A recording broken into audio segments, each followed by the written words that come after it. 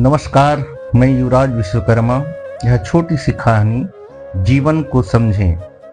यह पृथ्वी भी रहस्यपूर्ण है और इंसान भी। जितने रहस्य बाहर पृथ्वी के तल पर घटते हैं, शायद उससे भी कई ज़्यादा रहस्य इंसान के अंतः स्थल पर घटते हैं।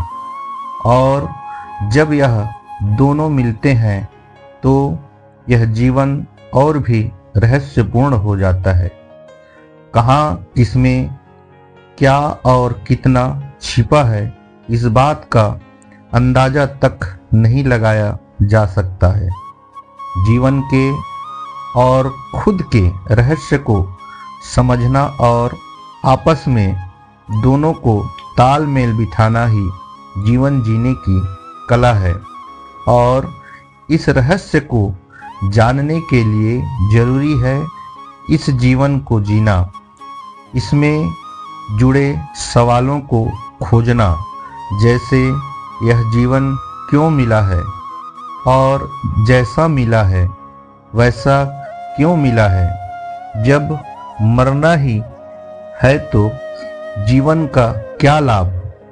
जब सब कुछ छीन जाना है, साथ कुछ नहीं जाना, तो फिर यह जीवन इतना कुछ देता ही क्यों है। जब सबसे बिछड़ना ही है तो हम इतनों से क्यों मिलते हैं, क्यों जुड़ते हैं, संबंध क्यों बसाते हैं।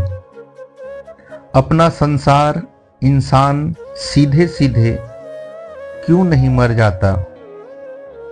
इतने उतार चढ़ाव, इतने कष्ट क्यों इंसान सरलता से सफल क्यों नहीं हो जाता। इतनी परीक्षाएं क्यों करते हैं। पहले से ही सब कुछ तय है कि कौन क्या करेगा, कब करेगा, कितना और कैसा जिएगा। यह सब पहले से ही निर्धारित है।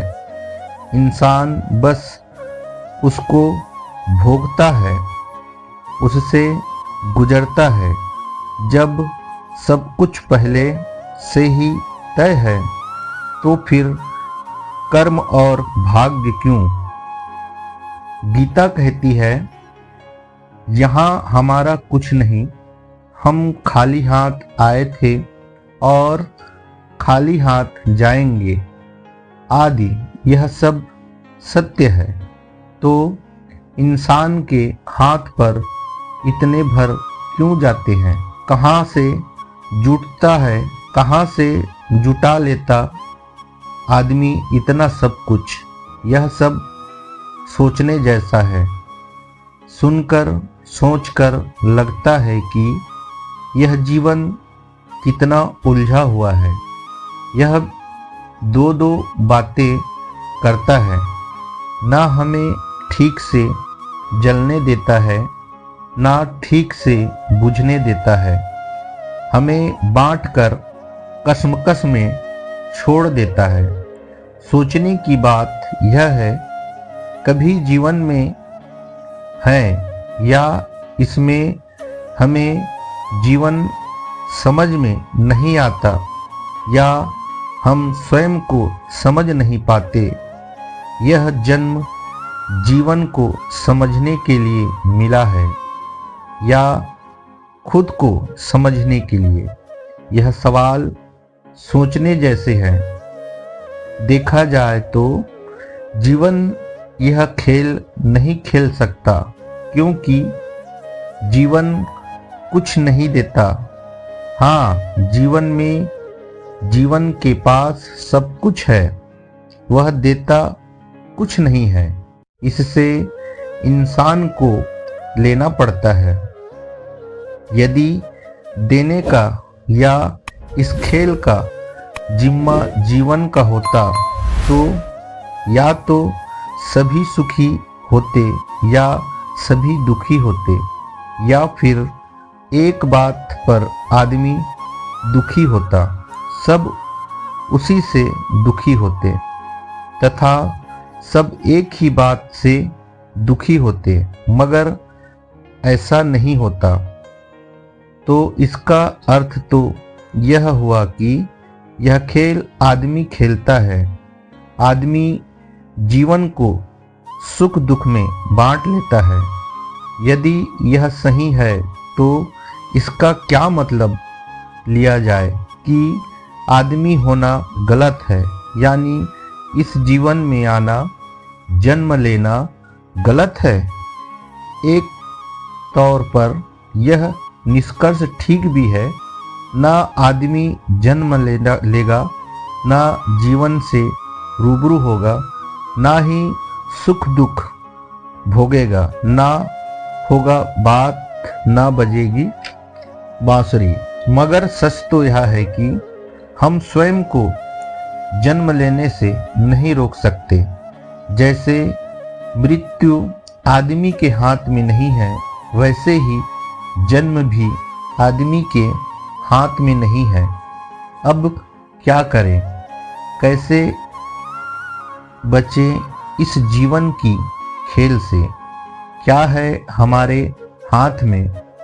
एक बात तो तय है, आदमी होने से नहीं बचा जा सकता, लेकिन इसको तो ढूंढा जा सकता है जो आदमी में छिपा है और जिम्मेदार है। पर कौन है आदमी में इतना चालाक, चंचल, जो जीवन को दो भागों में बांटने में माहिर है, जो अच्छे भले जीवन को दुख, दर्द, तकलीफ, कष्ट, क्रोध, ईर्षा, बदला, भय आदि में बांट लेता है? शायद मन, या निश्चित ही मन, क्योंकि जहाँ मन है वहाँ कुछ भी या सब कुछ संभव है। संभावना की गुंजाइश है, जो हमें जीवन को नहीं मन को समझना है। क्योंकि यदि हमने मन को संभाल लिया तो समझो जीवन को संभाल लिया।